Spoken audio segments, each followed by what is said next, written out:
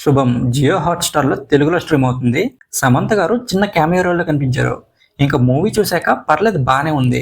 ఒకసారి ట్రై చేయొచ్చు. అలా అని అందరికీ నచ్చుతుందని చెప్పలేము. కాన్సెప్ట్‌కి కనెక్ట్ అయితే నచ్చే ఛాన్స్ ఉంది. ఇదొక హర్రర్ కామెడీ కానీ hello all welcome to my channel nomadic cinema. ఇదొక హర్రర్ కామెడీ కానీ హర్రర్ అసలు ఎక్కడ అనిపించలేదు. కామెడీ మాత్రం అక్కడక్కడ వర్కౌట్ అయింది. కథ ఏంటంటే డైలీ నైట్ 9:00కి ఒక సీరియల్ వస్తుంది. ఆ సీరియల్ని చూస్తున్న ఊళ్ళో ఉన్న కొంతమంది ఆడవాళ్ళ బాడీలోకి ఆత్మలు వస్తాయి.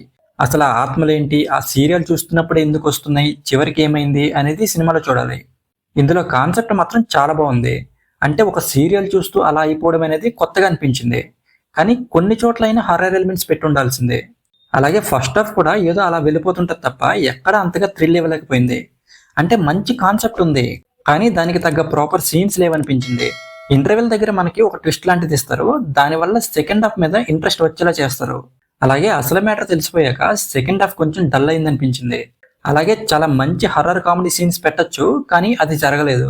సినిమా బండి టీం వచ్చాకైనా కొంచెం కామెడీ సీన్స్ పడతాయేమో అనుకున్నా, అక్కడక్కడ వర్కౌట్ అయ్యాయి కానీ అంత కిక్ ఇవ్వలేదు. ఆ సీరియల్ ఆపడానికి హస్బెండ్స్ వేసే ప్లాన్స్ దగ్గర ఇంకొంచెం ఫన్ జనరేట్ చేసి ఉండాల్సిందే. ఈ మూవీలో సమంత గారు చిన్న క్యామియో చేశారు కానీ అంత గొప్పగా ఏం లేదు. అలాగే ఈ మూవీలో యాక్ట్ చేసిన యాక్టర్స్ అందరూ కూడా చాలా బాగా పర్ఫామ్ చేశారు.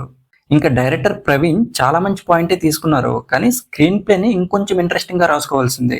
అంటే హర్రర్ కామెడీ అన్నారు, ఎక్కడ హర్రర్ ఎలిమెంట్స్ లేవు.